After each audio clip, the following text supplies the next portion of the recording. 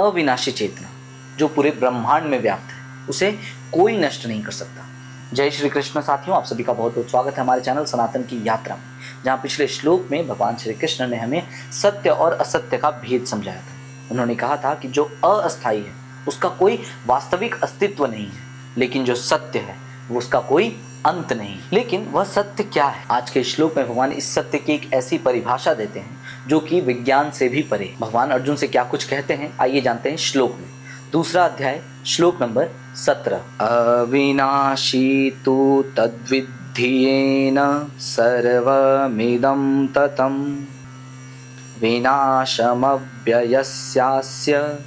न कश्चित् कर्तुमर्हति।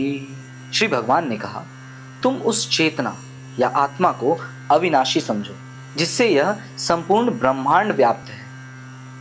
इस अविनाशी आत्मा को नष्ट करने में कोई भी समर्थ नहीं है, यानी कोई भी कामयाब नहीं। यहाँ भगवान आत्मा को शरीर के किसी कोने में बैठी हुई छोटी सी चीज नहीं कह रहे, वे कह रहे हैं कि यह चेतना सर्वव्यापी। जैसे कि सूत के बिना कोई कपड़ा नहीं बुना जा सकता, वैसे ही उस आत्मा या परम चेतना के बिना इस संसार का अस्तित्व संभव ही नहीं। वह हर कण में मौजूद है, हर जगह मौजूद। अव्यय का अर्थ है जिसका कोई क्षय ना हो, यानी जो कभी ना बदले, जो चेंज नहीं हो सकता। वे अर्जुन को समझा रहे हैं कि तुम जिन पितामह भीष्म, आचार्य, गुरु द्रोण की मृत्यु के डर से कांप रहे हो, तुम्हारे बाण उनके अंदर जो चेतना है, जो आत्मा है, उनको छू तक नहीं सकती। संसार का कोई भी हथियार, कोई परमाणु बम, कोई भी शक्ति इस परम चेतना तक पहुंच ही नहीं सकती, उसे छू नहीं सकती है। उसका अंत कैसे करेगी? यानी कि तुम्हारे बाण इनका बाल भी बांका नहीं कर सकते। फिर तुम इतने चिंतित क्यों?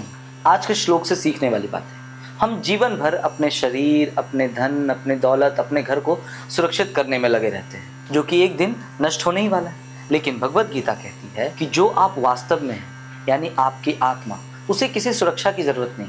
वो पहले से ही सुरक्षित है, उसे कोई नुकसान नहीं पहुंचा सकता। दूसरा है निडरता का जन्म।